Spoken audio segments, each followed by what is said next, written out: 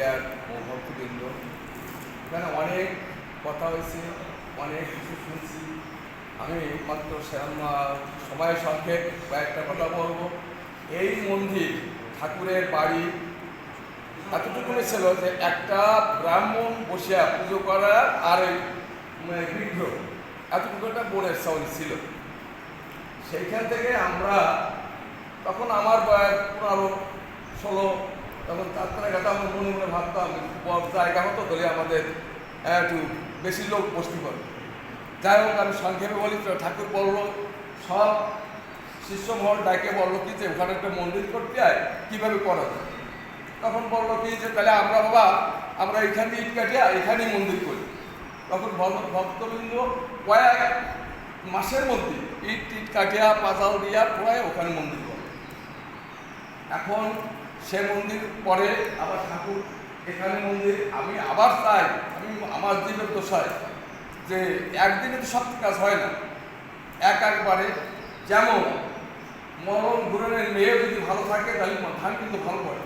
আমাদের ভালো মেয়ে হলে আমরা যারা পাশে ঘুরবো এরা কিন্তু জোগাড় করে যাতে ধানটা ভালো পড়ে, এটাই আমরা দেখি। এখন আমি চিন্তা করি যে এখানে অনেক সভাপতি, অনেক গাড়ি গুলি বুদ্ধিমান আমি আমার জীবদ্দশাকে দেখেছি। এখন এই যে আমরা একটা মেয়ে পাইছি, এই মেয়ে যদি আমাদের ভালোভাবে ঘুরায়, সে যদি নির্দেশনা দিয়া আমাদেরকে কাজ করায়, তাহলে আমার 1 বছর না পারি এবার একটা প্ল্যান নিলাম যে আমরা এই বছরে আমরা ওই প্রাচীরতে দেব। সামনের বছর আমরা দেখো যে এখানে আমি কথা বলতেছি যে এখানে বালি ব্যবহার করবো। তারপরের বছর আমাদের কাজ যখন শুরু হবে তখন টাকার কিন্তু অভাব হবে। আর যদি আমরা টাকায় একসাথে কোথায় কাজ করতে চাই, কোন দিন কাজ হয়, আমরা কাজ শুরু করবো, মানুষ ইচ্ছা করে সবাই দান ধ্যান করে। এরপরে নাট মন্দির ভিতরে একটা স্টেজ, সারা জীবন আমাদের যাত্রা হয়, এখানে কীর্তন হয়, একটা স্টেজ দরকার।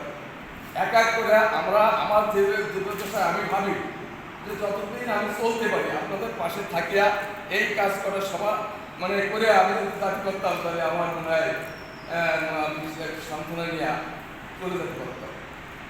তা এখন আমার সবার পরে আমার একটা দাবি যে এই কাজগুলো আমাদের সবাইকে দিয়া আজকে যাদের আমরা প্রধান বানাইছি, এই আশ্রমের সভাপতি একটা বিরাট কিছু, সে যদি আমাদের দিয়া এইটা করায়, তার হাত আছে বিভিন্ন জায়গায়, ঢাকা, খুলনা, সারা দেশে হাত আছে, বিভিন্ন জায়গাতে দান দেয়। এবং আমরা যা পারি আমাদের সমস্ত কুলায় ঠাকুরের কাজে আমরা 2 হাত করে দেওয়ার চেষ্টা করি। এখন আমি তো এইটাই আমার সবচাইতে বড় ইচ্ছা, এই ইচ্ছাটা যাতে পূরণ হয় আমি আপনাদের কাছে সবার কাছে বড় করে প্রার্থনা করছি। এই কাজগুলো আমি যেন দেখে যেতে পারি যে জীবদ্দশায় কাজ করা, বিশেষ আপনাদের সাথে আমি থাকবো, আছি সবসময়।